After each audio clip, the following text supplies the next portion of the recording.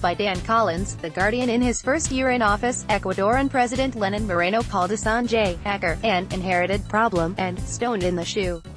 The language could not be clearer. Moreno has made it plain that the world's most famous lodger has overstayed his welcome in Ecuador's London embassy. Nearly 6 years ago, it was a different story. When Ecuador granted Assange political asylum on August 16, 2012, then Ecuadoran Minister of Foreign Affairs Ricardo Patino said Ecuador believed that the WikiLeaks founder's fear of persecution was legitimate and praised his dedicated defense of freedom of expression in a speech in Quito. However, what was expected to be a stopover turned into a lengthy sojourn and Assange became one of the world's most high-profile fugitives. During the past 6 years, he has refused to step out of the embassy building, fearing that he would be arrested by British police and extradited to the US for questioning over WikiLeaks activities.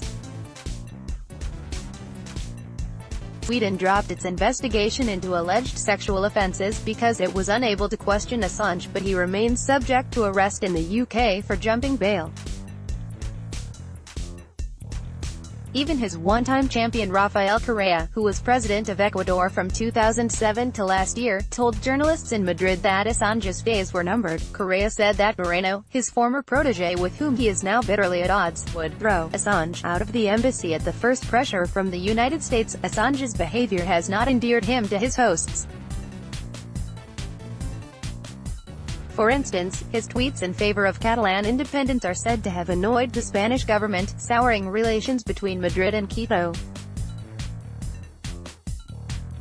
WikiLeaks' publication of emails connected to U.S. Democratic presidential candidate Hillary Rodham Clinton's campaign in the run-up to the 2016 U.S. presidential election might be another reason why Ecuadoran Minister of Foreign Affairs Maria Fernanda Espinosa at the start of this year said that Assange's continued stay was unsustainable. Moreno has been seeking to build bridges with the U.S., restoring trade ties that were damaged in recent years.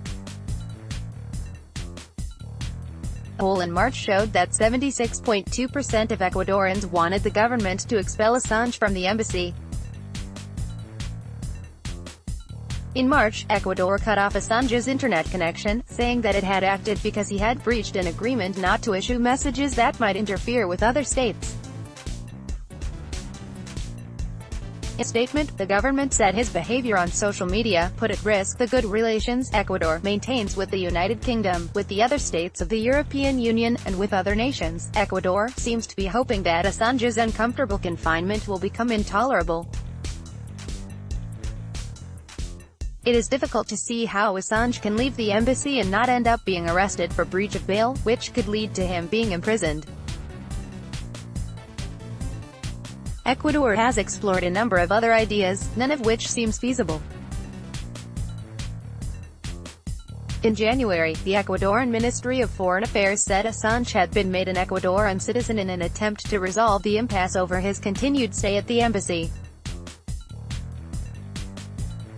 The British Foreign Office responded by saying, Ecuador knows that the way to resolve this issue is for Julian Assange to leave the embassy to face justice. Espinosa is one of two candidates campaigning to be elected the 73rd President of the UN General Assembly next month.